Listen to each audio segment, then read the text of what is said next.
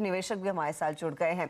खरीदारी across the board है, सभी इंडाइसेस अच्छी खासी तेजी में, और इस हाई पर हमारे साथ अब जुड़ रहे हैं दिग्गज निवेशक और एमके वेंचर्स के फाउंडर मधु केला। मधु, स्वागत है आपका एंड कांग्रेचुलेशंस। इंडेक्स ने जो नई ऊंचाई अपने नाम कर ली है और लगातार आप काफी कॉन्फिडेंटली कह रहे हैं कि अब तेजी और बढ़ती हुई दिखाई देगी। इन न्यू हाइज पर क्या विचार है? क्या आगे और कन्विक्शन बढ़ रहा है भारत के प्रति? Madam, thank you so much आज मेरे को लाने के लिए, और आप सभी लोगों को, अनुज, पूरी टीम को बहुत बहुत बधाई।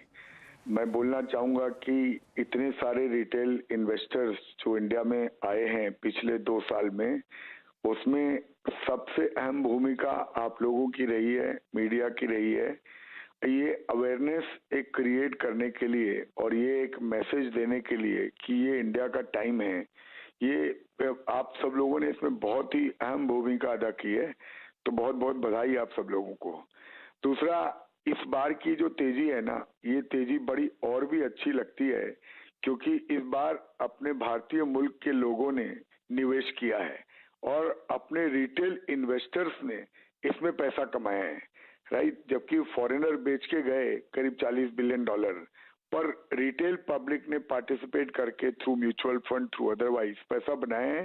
इसलिए मुझे लगता है कि ये जो है ये सस्टेनेबल है, क्योंकि सबसे बड़ा जो मैडम इंडिया का इशू रहा है वो ये रहा है कि आज तक कभी सेविंग इक्विटी में सिग्निफिकेंट आई नहीं। रिटेल इन्वेस्टर्स ने हमेशा या गोल्ड में पैसा डाला, या रियल एस्टेट में पैसा डाला, या बैंक डिपॉजिट में पैसा डाला। पहली बार ये ट्रेंड जो है इक्विटी की तरफ गया है, और पहली बार हम देख रहे हैं कि ये एसआईपी के जरिए आ रहा है।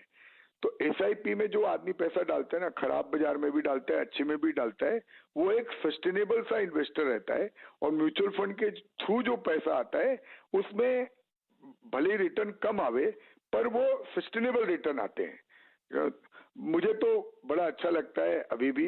अगर हम रियल में एक निवेश की तरह इंडिया को देखें, 3-5 साल का नजरिया रखें, तो मुझे लगता है अभी भी स्पेसिफिक सेक्टर्स में, स्पेसिफिक कंपनीज में अभी भी काफी पैसा बनेगा।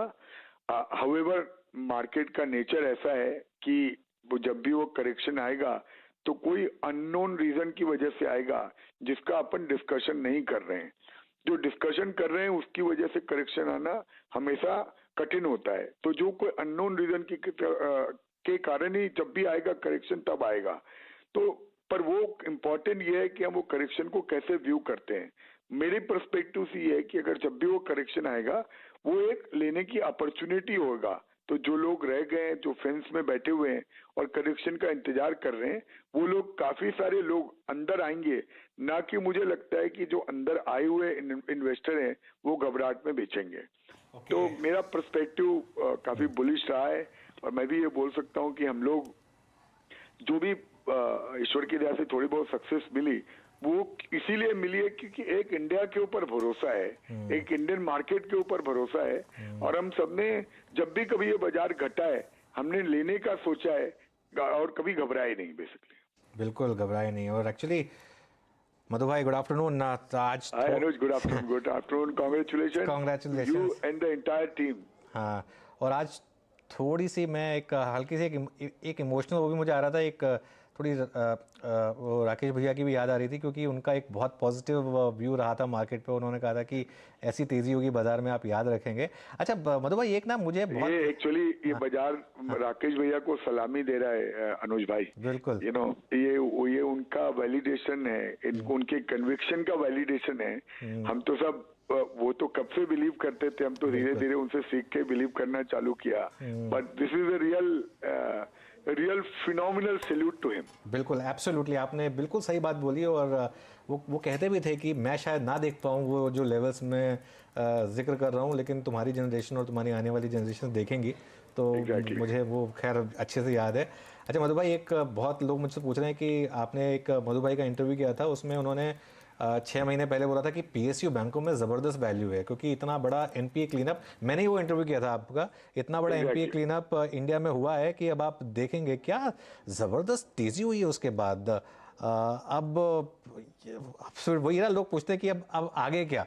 तो आगे क्या मधु भाई इसमें इसमें ये अनुज थी भाई, हाँ, आगे का यही है कि नया सेक्टर नया दांव, हमारा तो काम ही यही है कि जो अंडर वैल्यूड है, जहाँ पे रिस्क रिवार्ड बहुत ज्यादा है, उनको आइडेंटिफाई करने का, और जो पुराने सेक्टर्स हैं उसमें से जहाँ पे कोई रियल विनर अगर आपके हाथ में है, लंबा खेल सकते हो, तो पक्का रखना चाहिए।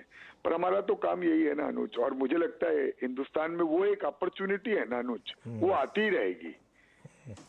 और ये ब्रेव का एक काम है ना अनुज, जब मैंने 1-1.25 साल पहले फर्स्ट टाइम पब्लिक सेक्टर के बारे में बोला था, बैंकों के बारे में, तो आपको बोल सकता हूँ, यकीन मानिए, कम से कम 10 लोगों ने मुझे फोन किया होगा रात को कि यार पब्लिक में जाके तू कैसा बात करता है।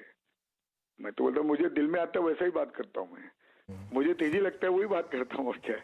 तो वो एकदम नॉन कंसेंसस ट्रेड था वो, तो we have to look at those non consensus opportunity, then only there is a big reward in the market. अभी मधु भाई कहाँ पर है नॉन कंसेंसस अपॉर्चुनिटीज कुछ अनुज अगेन विथ फुल डिस्क्लेमर, बिल्कुल। Please run disclaimer, right. मुझे लगता है वो ये इंफ्रा कंपनी जो अपन ने लास्ट टाइम बात करी थी अनुज, हाँ। कि ये इंफ्रा कंपनीज में बैलेंस शीट काफी इंप्रूव हुई है, ऑर्डर बुक पोजीशन काफी इंप्रूव हुआ है, डेट काफी कम हुए हैं, और इनका एग्जीक्यूशन साइकिल काफी एक्सेलरेटेड होगा। मुझे छोटा सेक्टर है, आई एम नॉट सेइंग कि ये इन्वेस्ट करो आप 5-10 साल के लिए, पर मुझे टैक्टिकल 2 साल के लिए ना अच्छा बेट लगता है यहाँ पे। टेक्निकल 2 साल के लिए तो जो जिस तरीके का क्लीन अप इन्होंने किया है और आपको लग रहा है कि यहाँ पर ऑर्डर बुक्स वगैरह को देखते हुए ये कंपनी अच्छा पैसा बनाएंगी यहाँ से। एग्जैक्टली अनुज, आप देखिए ना कितनी छटनी हो गई है, तो कितनी सारी इंफ्रा कंपनी थी 2008 में हाँ, जब तेजी आई थी। बिल्कुल, हाँ। अब आप एक किसी अपने you just tell any of your analyst to list down how many companies were there in between 2003 and 2008 तेजी, एंड उनमें से कितनी रह गई है अभी, आपको आंसर मिल जाएगा। मेरे ख्याल से कंबाइंड मार्केट कैप ही उन सब कंपनियों का मिला के आज के डेट में उस समय का जो शायद पोंजलॉइड है उसके बराबर नहीं होगा शायद। हाँ एग्जैक्टली वैसा ही होगा अनुज, मतलब 2 कंपनियों के बराबर होगा। अभी मैं बात कर रहा हूँ कब से, तो थोड़ा मार्केट कैप तो बढ़ा है लास्ट 1-2 महीने में, पर अभी भी सब कंपनियों का combined except Larsen and Toubro 1 lakh crore से कम मार्केट कैप है। ठीक है, चलिए ये मधु जी का डिस्क्लेमर चला देते हैं, और अगर आपको इन्वेस्ट करना है तो अपने जानकार से भी सलाह लीजिए। लेकिन एक बड़ी कॉल इस समय मधु जी की है कि इंफ्रास्ट्रक्चर में एक अच्छा बड़ा पैसा बनेगा। अच्छा मधु जी, जब आप कहते हैं इंफ्रास्ट्रक्चर में पैसा बनेगा, फिर आप क्या इसमें सीमेंट कंपनियां, मेटल्स भी जोड़कर देख रहे हैं, या फिर जो जिनके हाथ ऑर्डर लगेंगे उन्हीं के हाथ में सबसे ज्यादा पैसा लगेगा? ईपीसी कंपनीज की बात कर रहा हूं मैडम, मेनली जो ईपीसी कंपनियां जो या इंफ्रास्ट्रक्चर एसेट बनाती है या उनको ऑपरेट करती है, मैं उनकी बात कर रहा हूं। इकोनॉमी बूम होगी, सेक्टर अच्छा करेगा, तो मेटल और सीमेंट की कंपनियां भी अच्छा करेगी, पर इस वक्त हम इनकी बात कर रहे हैं लिमिटेड। समझ गया, चलिए ठीक है। ईपीसी इंडस्ट्रीज, तो ईपीसी मतलब ईपीसी कंपनियों की बात हो रही है, उस पर आप ध्यान दीजिएगा। और इंफ्रास्ट्रक्चर में जो इस समय एक क्लियरली बूम आ रहा है, अगर आप मुंबई में ट्रैवल करें तो आप हालांकि थोड़ा परेशान जरूर होंगे, जो कंस्ट्रक्शन रहता है हर समय, लेकिन एटलीस्ट आपको दिख रहा है कि चलिए अगले 5-6 साल के लिए तैयारी तो हो रही है कम से कम, तो चलो उस चीज़ की हम खुशी मना लेते हैं। और तो अच्छा मधु भाई, एक और चीज़ बहुत इंटरेस्टिंग हुई है कि इस मार्केट में पैसा पूरा का पूरा डोमेस्टिक रिटेल ने लगाया है, पूरा का पूरा पैसा सब म्यूचुअल फंड के थ्रू आया है या फिर DIIs के थ्रू आया है। और अब बात ये हो रही है कि अगर FII भी अगर इस मार्केट में आ गया तो ये मार्केट कहाँ तक जाएगा? एक रिस्क लग रहा है कि कहीं ये मार्केट थोड़ा सा एक बबल टेरिटरी में तो नहीं आ जाएगा अगले साल? वो जब आएगा तब बात करेंगे अनुज भाई, अभी तो नहीं है। अभी तो नहीं है, चलिए। और कोई पॉकेट में भी आपको बबल नहीं लग रहा अभी इस समय, इंडिविजुअल पॉकेट? सेलेक्टिवली है अनुज, ये क्या है, मार्केट में ना सिर्फ हैंडसाइट में ही लगता है पैसा बनाना आसान था, हमेशा मार्केट में पैसा बनाना हमेशा कठिन रहता है कि इतने सारे सब लोग वही कोशिश कर रहे हैं, तो सेलेक्टिवली दिखता है कहीं पे और वैल्यूएशन है। मैंने एक बड़ी अभी हम कहीं एक जगह एकत्रित हुए थे, तो मैंने बोला बहुत सारे स्टॉक ऐसे हैं ना जो आप प्राउड तो करते हो ओन करने के लिए, पर हैप्पी नहीं करते हो, कि आपको लगता है बहुत अच्छी कंपनी मैंने ओन करी है, पर रिटर्न नहीं बन रहा है।